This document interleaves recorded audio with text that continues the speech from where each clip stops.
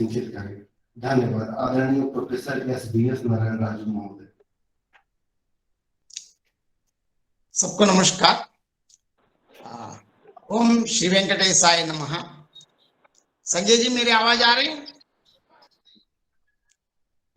Hello. हाँ, आ रही है सर आवाज। ओके ओके, आवाज आ रही है? बिल्कुल। सबसे पहले मैं केंद्रीय संस्कृत विश्वविद्यालय के कुलपति महोदय प्रोफेसर श्रीनिवास बरकेडी जी और केंद्रीय संस्कृत विश्वविद्यालय जम्मू परिसर के निदेशक प्रोफेसर मदन मोहन झा जी और केंद्रीय संस्कृत विश्वविद्यालय के डीन और कार्यक्रम के समन्वयक शरद चंद्र शर्मा जी, इस कार्यक्रम के संयोजक डॉक्टर संजय मिश्र जी और इस केंद्रीय संस्कृत विश्वविद्यालय श्री रणवीर परिसर जम्मू के संकाय विकास कार्यक्रम में उपस्थित सभी सदस्यों को मैं नमस्कार करता हूं। आज जब पहले जिस प्रकार संजय मिश्र जी से बातें हुई, उन्होंने कहा था कि सर व्यक्तित्व निर्माण में हिंदी के मध्ययुगीन कवियों की भूमिका। मैं लगभग पिछले 2 वर्षों से, जैसे कोविड महामारी के समय से, इस पर मैं विस्तृत जो अध्यापन जारी रखा हूं। आमतौर पर जब भी हम पर्सनालिटी डेवलपमेंट की बात करते हैं तो लोग हमेशा सोचते हैं कि ये तो बहुत आधुनिक विषय है और इसके लिए कहाँ काउंसलिंग, आजकल बहुत ऐसे काउंसलर्स आ गए हैं आपसे हजारों लाखों में पैसे लूटने वाले। लेकिन इसके लिए समाधान अगर हम ध्यान से देखें, अगर हमारे जितने भी ग्रंथ हैं और थोड़ा इन कवियों को अगर ध्यान से पढ़ें तो कोई भी काउंसलर की जरूरत नहीं। इसके लिए मैं बहुत कम समय है, लेकिन मैं 4-5 या 7-8 उदाहरणों के माध्यम से मैं आपको ये समझाने के लिए प्रयास करूंगा। आजकल छोटे छोटे विषयों के लिए भी लोग बहुत डिप्रेशन में जाते हैं। अरे ये काम नहीं हुआ, वो क्यों करें, अगर वो करे तो क्या होता है, नुकसान होता है। अरे काम करने के पहले क्यों इतना सोचे। इसके लिए मैं कबीर के एक पंक्ति से मैं आरंभ करना चाहता हूं। जिनको जा तिन पाइया गहरे पानी पैठ, मैं बपुरा बूढ़न धरा रहा किनारा। क्योंकि काम करने के पहले ही 100 बार इतना सोच के इसके लिए क्या क्या करते हैं, लेकिन काम नहीं आरंभ कर रहे। उन लोगों के लिए इतने डिप्रेशन में जाने के बदले में अगर ये एक दोहा, जिनको जा तिन पाइया गहरे पानी, अगर समुद्र में, यह समुद्र तो उदाहरण है, लेकिन जो काम करें, काम आरंभ करे, कार्यक्रम आरंभ करे, शुरू करें, कुछ करे तो अच्छा हो बुरा हो कुछ ना कुछ पता चलता है। लेकिन काम करने के पहले ही काम करने से क्या होगा, इसका रिजल्ट क्या होगा, इसका आगे क्या होगा, इससे फल मिलता या नहीं, इस प्रकार अनावश्यक सोचने से हमेशा के लिए जिस प्रकार समुद्र के किनारे रह जाते हैं, वैसे ही अंदर जाके डूबने से, मतलब रत्न मोतियां क्या क्या भी मिलने के समान। यहाँ कबीर उदाहरण अलग है, लेकिन इसके द्वारा हम ये जानना चाहते हैं, ये मैं सूचित करना चाहता हूं कि जो अगर अपना काम आरंभ करने के पहले, आरंभ तो पहले एक ही कदम से ही आरंभ हो जाता है। कोई भी 100% इसके लिए क्या कहते हैं कि बिल्कुल 100% एकदम परफेक्शन की बात करते हैं। परफेक्शन कभी भी नहीं है, धीरे धीरे चलती रहती है। और इसके साथ साथ कार्य कैसे करना है, आरंभ करना है, अनावश्यक सोचने के बदले कार्यक्रम करना है, तो बिल्कुल कबीर की ये पंक्ति बहुत उपयोगी। इसके लिए हमें किसी काउंसलर से, किसी इतने सलाहकारों के पास जाने की कोई जरूरत नहीं है। और इसके साथ साथ जब भी हम समाज में काम करते रहते हैं, आसपास में सभी लोग रहते हैं, अच्छा भी और बुरा भी, लेकिन हम इसके लिए दूसरे लोग बुरा है तो नुकसान तो होता है, लेकिन ऐसे लोगों से डरने की कोई जरूरत नहीं। क्यों? यहाँ रहीमन बढ़िया बताते हैं, देखिए रहीम, रहमन लाख बलि करो अगुनी अगुन न जाए, राग सुनत पाए पेवत हूँ सांप सहज दरिकाए। सो इसलिए हमें कोई ये खराब है वो खराब है ये अच्छा नहीं है, इससे परेशान होने की कोई जरूरत नहीं। ये याद रखिए, रहमन लाख बलि करो अगुनी अगुन ना जाए। दुष्ट का स्वभाव दुष्ट ही रहता है। कैसे? दूसरे में उदाहरण बता दे, देखिए, राग सुनत पाए पेवत हूँ सांप सहज दरिकाए। आप जितने भी सांप को जितना भी बढ़िया राग सुनाओ या खूब दूध पिलाओ, जैसे समय मिलते ही डसना तो 100% तय है। इसीलिए दुष्टों से हमें कभी उम्मीद मत कर, क्योंकि ये अच्छा करेगा ये करेंगे वो, कभी उससे उम्मीद ही मत कर। उम्मीद करे तो आपको समस्या ही आ जाती है। और इसके लिए थोड़ा हम अपने मध्ययुगीन ही नहीं, पुराने हमारे जितने भी अच्छे कवि हैं और उनके काव्य हैं, थोड़ा ध्यान से पढ़े। आजकल यहाँ हम लगभग 2 साल से महामारी है और सैनिटाइजेशन की बात करते हैं, बार बार हाथों में ये करो वो करो, ये लगाओ वो लगाओ, इतने बात आज इतना अब ऐसे आ गए कि विदेशी लोग ही आकर हमको ये सब समझा रहे हैं। ये हमारे सैनिटाइजेशन या हमारी स्वच्छता, इसके लिए भारतीयों को दूसरे लोग सिखाने की कोई जरूरत नहीं। इसके लिए मैं रामचरितमानस के एक उदाहरण मैं बता देता हूं। रामचरितमानस के उत्तरकांड में जैसे प्रभु श्री रामचंद्र जी अपने वनवास के बाद लंका में रावण को मारकर सीता लक्ष्मण सहित आते वक्त जैसे राम का आगमन का जो समाचार पता चलते ही संपूर्ण अयोध्या ही राम को देखने आए। तब देखिए इतना भीड़ भाड़ हो गए, लेकिन ये तत्कालीन समय की बात है। तुलसीदास जी कहते हैं, देखिए, भीति सगल सुगंध सिंचाई, गजमन रच बहु चौक पुराई, नाना बांति सुमंगल साजे, हरति नगर निशान बहुबाज। देखिए, अगर आजकल सोशल डिस्टेंस क्या क्या दुनिया भर की बात करते हैं, हमको सिखाने की कोई जरूरत नहीं। जैसे राम आते वक्त एकदम संपूर्ण अयोध्या के वासी बाहर आए, तो अयोध्या के प्रशासन ने क्या किया देखिए। आजकल हमें मतलब हम भारतीय इतने महान संस्कृति के वारिस, वहां के अयोध्या के संपूर्ण प्रशासन मतलब वहां के एडमिनिस्ट्रेशन कॉर्पोरेशन वालों ने क्या किया, सारी गलियां सुगंधित द्रवों से सिंचाई गई। बीद सकल सुगंध सिंचाई मतलब यहाँ सुगंधित द्रवों से। आजकल गैमेक्सिन जो भी डालते हैं, इससे कीटाणु तो मरते हैं, लेकिन अच्छी बैक्टीरिया भी खराब होने की संभावना है। लेकिन हमारे पुरखों ने क्या किया, सारी गलियों को सुगंधित द्रवों से, मतलब स्पाइसेस एक्सट्रैक्टेड वाटर।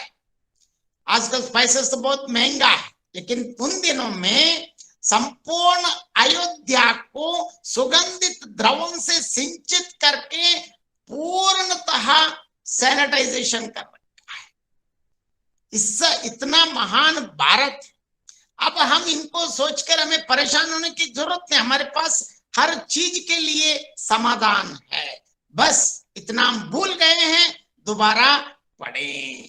और इसके लिए और देखिए आगे ये भी कहते हैं, जब भी हम बात करते हैं व्यक्तित्व निर्माण मतलब हाउ टू मैनेज टाइम, लोग ऐसे समझते हैं कि किसके साथ कैसे व्यवहार। इसके लिए हम गए तो क्या करते हैं, साइकोलॉजी काउंसलर, और उसके लिए अपॉइंटमेंट लेना, 5,000 6,000 फीस देना, वहां 4 घंटे बैठने के बाद आपको 10 मिनट में ये बताते हैं कि भाई आप दुष्टों से दूर रहना, थोड़ा आप सतर्क रहना और कैसे रहना। ये सारी बात वहां इतने हजारों रुपये दे के इतना समय बर्बाद करने के बदले में थोड़ा ध्यान देते। यहां मैं सुंदरकांड से 3 उदाहरण के द्वारा मैं समझाना चाहता हूं। Hanuman how best time manager, क्योंकि हम अपने व्यक्तित्व को कैसे कर सकते हैं। देखिए, जैसे हनुमान जी समुद्र लांघते वक्त क्या हुआ, सबसे पहले सुरसा आ गई। आज सुरन मोहि दीन आहारा, सुनत बचन कह पवन कुमार, राम काज कर फिर मैं आवऊं, सीता कई सुधि प्रभु ही सुनाओ। हम सब जानते हैं हनुमान इतनी शक्तिशाली है। जैसे समुद्र पे जाते वक्त सुरसा बीच में आके बता दिया, हे रुको, मुझको देवताओं ने वर दिया है, मेरे ऊपर से जो भी जाते हैं मेरे लिए आहार, तो आप मेरे लिए आहार है। देखिए, वहां हनुमान जितना बड़ा है, शक्तिशाली होके तुरंत उनको मारा नहीं। क्या कहा, राम काज कर फिर मैं आऊं, सीता कई सुधि प्रभु सुनाओ। उनसे अत्यंत विनम्रता पूर्वक उन्होंने अनुरोध किया, देखिए मैं अभी ऑन ड्यूटी हूं, राम का कार्य पे जा रहा हूं, मतलब राम मैं तो अभी इतने राम कार्य पे जा रहा हूं, सीता का जो समाचार ढूंढ के फिर वापस प्रभु श्री रामचंद्र जी को बताने के बाद मैं जरूर वापस आऊंगा, आपका जो नियम है मैं पालन कर। इतनी विनम्रता पूर्वक उन्होंने बता दिया, लेकिन वो सुना नहीं, नहीं करना है। हनुमान जी क्या किया, ठीक है आप निकलना है तो निकल लो। अब क्या हुआ बाकी कथा हम जानते हैं, क्योंकि वो एकदम जैसे हनुमान जी अपना रूप बढ़ते बढ़ाते एकदम विस्तार किया, सुरसा भी उसके हिसाब से विस्तार किया। एक पल में हनुमान जी अंगुष्ठ मात्र बनके उनके मुंह में जाकर वापस आए। यहां देखिए, इस प्रसंग में हनुमान इतनी बहुत कुशलता पूर्वक अपना कार्य नहीं, क्योंकि मैं शक्तिशाली हूं बोल के उनको मारा नहीं। और इसके बाद क्या हुआ देखिए, जैसे हनुमान जी लंका के किनारे तक पहुंच गए, लेकिन मैं हूं बोल के तुरंत अपने गदा लेके लंका में प्रवेश नहीं किया, क्योंकि वो निशाचरों का राज्य। देखिए हनुमान इतनी बुद्धिशाली, उन्होंने क्या किया, रात होने तक इंतजार किया। जाते वक्त कैसे गए हैं, अपने विशाल काय के साथ गदा लेके, मैं हनुमान जी आ रहा हूं देख लो बोल के वहां अंदर गए नहीं। कैसे, मसक समान रूप कपिधर लंका ही चले वो सुमिरी नरहर, नाम लंकिनी एक निश्चरे, सो कह चले से मोहि निंदार। वहां क्या किया, एकदम मच्छर से भी छोटा बनके जा रहे, लेकिन वहां चीफ सिक्योरिटी ऑफिसर लंकिनी थी। वहां तो 24/7 एंटायर सीसीटीवी के निगरानी में वो करती थी। वहां भी देखिए लंकिनी देखकर पूछा है, कौन है भाई, मुझसे बिना परमिशन लेके जा रहे, मतलब परमिशन लेके तो जा सकते। वहां हनुमान जी ने क्या किया, हे लंकिनी माता मैं नमस्कार करता हूं, मैं राम के कार्य पे जा रहा हूं, ऐसा कुछ नहीं किया। सीधा, क्योंकि वो राक्षसी है, इसलिए हनुमान जी ने क्या किया, जाने ही नहीं मरम सट मोरा, मोर आहार जह लगी चोरा, मुटिका एक महाकपिहानी, रुधिर बमत धरनी धन मनी।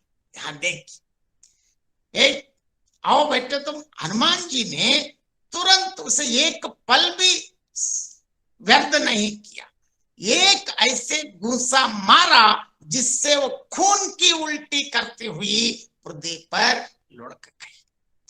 मैं इसीलिए ये 2 उदाहरण और आगे और एक उदाहरण भी बता दूंगा। हनुमान, अगर कोई ध्यान से सुंदरकांड पढ़े तो हम समय, संदर्भ और शत्रु की शक्ति के आधार पर हमें काम करना है, क्योंकि हनुमान जी तो हर जगह सबको मार सकता है, लेकिन ऐसा नहीं किया। क्यों? हम भी इनसे ये नहीं सोचना है कि हनुमान जी वहां ये किया वो किया, कथा जैसे सुनने की बात नहीं है। इससे हमें ये बुद्धि, ये ज्ञान लेना चाहिए कि जिनके साथ कैसे व्यवहार करें। इससे हमारी सारी टेंशन अपने आप दूर हो जाती है। और आगे देखिए, इसके और एक अंदर जाने के बाद अलग अलग जगह ढूंढ लिया जहां स्वस्तिक चिन्ह, तुलसी सब देखने के बाद देखिए हनुमान जी क्या कहा, राम राम ते ही सुमिरन कीन्हा, हृदय हर्ष कपि सज्जन चीन्हा, यही सन हट करहु पहचान, साधु ते हो न कारज। जहां राम नाम का स्मरण लेने वाले यहाँ है, तुलसी माँ की पूजा हो रही है। हम सब जानते हैं तुलसी आजकल महामारी के बाद अब तुलसी के पत्ते का ये पी लो वो पी लो, लेकिन हमारे पुराने समय से ही हर घर में सबसे पहले प्रवेश करते ही तुलसी माँ का ही दर्शन होता, क्योंकि सारे बैड बैक्टीरिया को तुलसी रोकती है। ये बात हम भूल गए, अब हम झेल रहे हैं। हम अब देखिए वहां ये सब देखकर हनुमान जी ने क्या सोचा, यही सन हटी करहु पहचान, साधु ते होई न कारज। हनुमान जी ने विचार किया कि इनसे हट करके अपनी ओर से ही परिचय करूंगा, क्योंकि साधु से कार्य को हानि नहीं होती। जब सज्जन मिलता है हटपुर खुद मित्रता करनी चाहिए।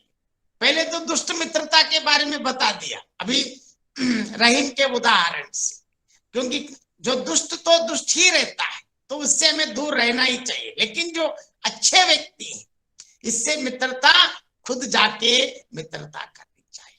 अगर अच्छे लोग सज्जन लोग मित्र है तो अधिकांश हमारी समस्याएं और अपने आप दूर हो जाते हैं। देखिए, और यहां जिस प्रकार इन 3 सुंदरकांड के उदाहरणों से मैं ये बताना चाहता हूं, ध्यान से अगर हम अपने काव्यों को पढ़ें, इसमें आमतौर पर ये कहते हैं कि कोई तकलीफ आए, कष्ट आए, क्लेश आए तो सुंदरकांड का पाठ करो।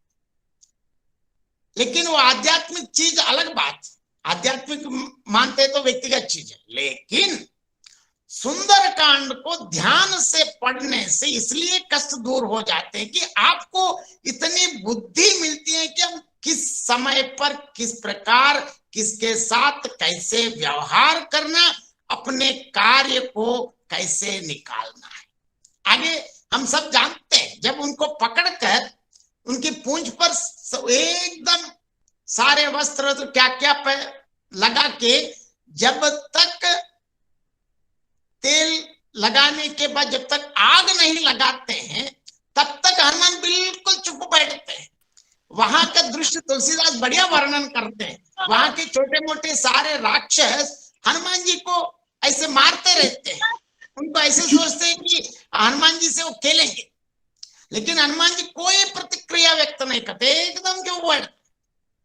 जब कार्य करना है तो कुछ चीजों को सहना भी पड़ता है। हनुमान जी को क्या जरूरत है, ये राक्षस क्या हनुमान जी के साथ कुछ नहीं टिकता है, नहीं, लेकिन वो बिल्कुल चुप बैठते हैं। पूरा कार्यक्रम होके जब तक आग नहीं लगाया तब तक बिल्कुल तुम्हारी एकदम वो ऐसे बैठे हैं। इसके बाद क्या सर तुम्हारी माँ की मारी चूत तुम्हारी जी।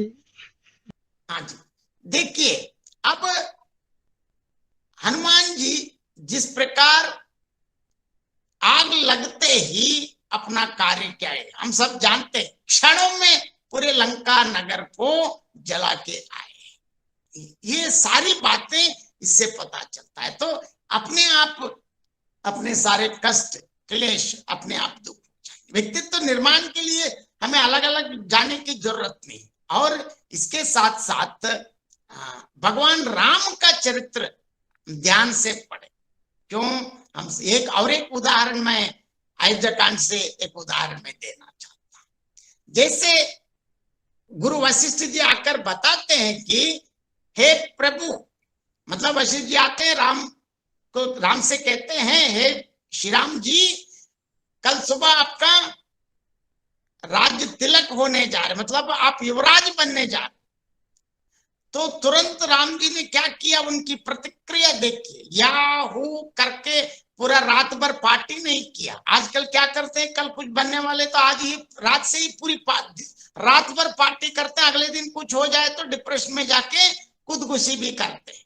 लेकिन राम ने क्या कहा देखिए, विमल वंश यह अनुचित एक, बंद बिहाई बड़े ही अभिषेक, प्रभु सप्रेम पचतानि सुहाई, हरव भगत मन कई कुटिला।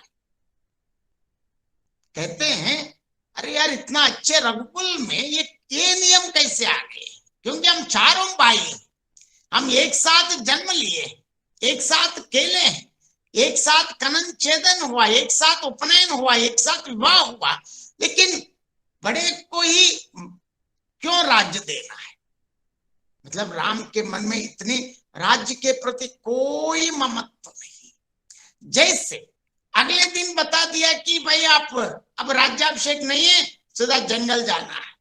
हम सब इतिहास देखते हैं, अपने भाइयों को मारकर, पिता को मारकर, पिता को जेल में रख के, भाइयों को मारकर जो अपना अपना राज्य बन के बाद में बड़े बड़े राजा बन गए। लेकिन राम ने ऐसा नहीं किया। क्या किया, एकदम जैसे पिता के आज्ञा मानते ही सीधा वनवास के लिए गए और उनको धन्यवाद बताते। इसका मतलब हमें हर चीज के प्रति जो कार्यक्रम मिले तो ठीक, ना भी मिले तभी उतने ही रहना है। ये सारी चीज हम सीख सकते हैं। और यही नहीं, और हमारे अनेक जो संदर्भों में रामचरितमानस ही नहीं, विभिन्न ग्रंथों का अध्ययन करें और इससे हमारे सारे जो तकलीफ दूर। अगर जब स्ट्रेस कम हो जाते हैं, स्ट्रेस ही नहीं है, आप बिल्कुल ऐसे व्यक्ति बन जाते हैं, एकदम अच्छे, एकदम प्रसन्न हो जाते हैं। आप प्रसन्न मन से जो भी काम करते हैं, हम आराम से उस कार्य को 100% सफलता पूर्वक हम कर सकते हैं। और मध्ययुगीन के और एक कवि रहीम की और एक नीति से जब भी हम बात करते हैं तो रहीम की बात करते हैं। देखिए रहीम की एक बहुत बढ़िया, रन बन व्याधि विपत्ति में रहमन मरई न रोई, जो रक्षक जननी जटर सो हरि गई की। यहाँ भगवान पर विश्वास, जो भी भगवान, आप जो जिनको चाहते हो भगवान, लेकिन रन बन व्याधि विपत्ति, युद्ध में या जंगल में अकेले हो गए हैं, या बीमारी के समय में, या कोई तकलीफ के समय, रोने की कोई जरूरत नहीं है। जब भी हम इतने आजकल छोटी छोटी चीजों के लिए डिप्रेशन में जाते हैं, ऐसे ऐसे समाचार पढ़ते हैं कि पति ने साड़ी नहीं खरीद लिया इसीलिए वो खुदकुशी कर, तो क्या पागलपन। कोई किसी में फेल हो गए हैं, 2 अंक कम हो गए, फेल तो अलग बात, आजकल किसी को 90 मिलना था लेकिन उनको 89 मिला है बोल के खुदकुशी करने वाले आ गए। मतलब इस प्रकार नहीं, कैसे हैं? अगर देखिए रन बन व्याधि विपत्ति में रहमन मरे न रोए, जो रक्षक जननी जटर सो हरि गए की। देखिए जब हम माँ के गर्भ में रहते हो 9 महीने, किस भगवान ने हमको रक्षा की। जो अंड से लेकर एक शिशु बन के हम बाहर आए, तो इतने दिन किसने रक्षा की? भगवान के अलावा और कौन रक्षा कर सकता? अगर तब ही भगवान रक्षा करे तो अब क्यों नहीं करेंगे? अब भी हम बहुत धैर्य के साथ रहने की आवश्यकता है। और ऐसे ही नहीं, जिस प्रकार और एक मैं किष्किंध कांड से एक पद के साथ मैं ये कहना चाहता हूं। राम से लक्ष्मण पूछते हैं, भाई बार बार ये भक्ति माया इस प्रकार, इसको मुझको इतने विस्तार से मत समझा, मुझको संक्षेप में बता दीजिए, सारांश बता दीजिए। भगवान श्री राम जी के माध्यम से तुलसीदास कहते हैं, देखिए तोरे ही महु सब कहाऊं बुझाई, सुनह तात मति मन चित लाए, मैं अर मोर तोर सर मदन की माँ माँ की चूत एंड आपकी माँ की ये चूत दोनों का माँ का भूत। मैं अर मोर तोर तय माया, जे ही बस किन्हे जीव निकाया। देखिए यहां लक्ष्मण पूछ रहे हैं, पूछे तो भगवान बता रहे कि मैं आपको संक्षेप में बताता हूं, सुनो क्या है। मैं अरु मोर तोर तय माया, मैं और मेरा, तू और तेरा, इसको अगर आप समझ लिए तो बाकी सारी समस्याएं अपने आप हो जाती। यहाँ आध्यात्मिक की बात नहीं है, अधिकांश चीजों में इसीलिए हम डिप्रेशन में जाते हैं या अनावश्यक दुश्मनी लेते हैं। हर चीज में मैं, मेरा या तू, तेरा।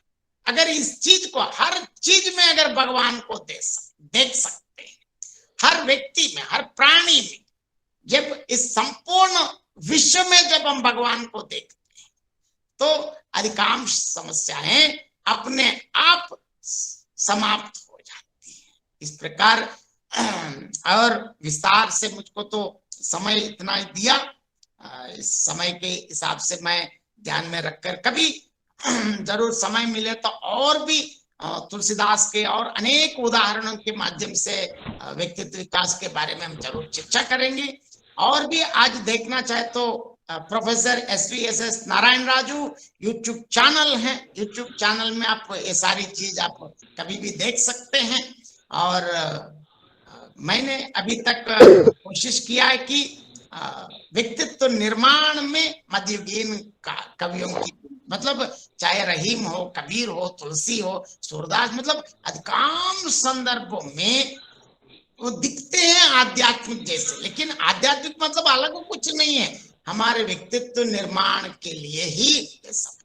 जब व्यक्ति सुधर जाता है संपूर्ण समाज अपने आप सुधर जाती है। ये इसीलिए जो तुलसीदास की संपूर्ण रामचरितमानस का मूल उद्देश्य वही, एक आदर्श पुत्र, आदर्श पति पत्नी, क्या नहीं, मतलब राजा तक सब आदर्श पात्र से किया है कि हमारे व्यक्तित्व निर्माण, मतलब व्यक्तित्व को सही तरह एकदम ठीक करने के लिए ही इन कवियों की रचनाओं को थोड़ा विस्तार से अध्ययन करके, थोड़ा ध्यान से अगर हम अध्ययन करें तो बहुत चीज इसमें उपलब्ध है।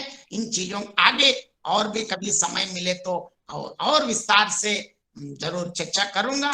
और इस प्रकार आपके साथ, इतने लोगों के साथ मैं अपने जो मैंने अध्ययन किया, इन चीजों को आपके साथ साझा करने के लिए जो यह मौका दिया है, इस सुअवसर के लिए मैं केंद्रीय संस्कृत विश्वविद्यालय जम्मू परिसर के सारे पदाधिकारीगण और खासकर डॉक्टर संजय मिश्र जी को भी और अन्य पदाधिकारियों को भी मैं धन्यवाद अदा करता हूं। बहुत बहुत धन्यवाद।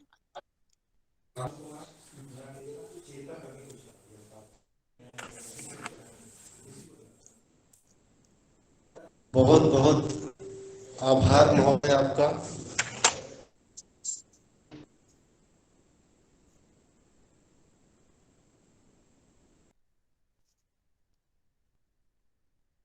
ये बहुत ही महत्वपूर्ण और लाभदायी है।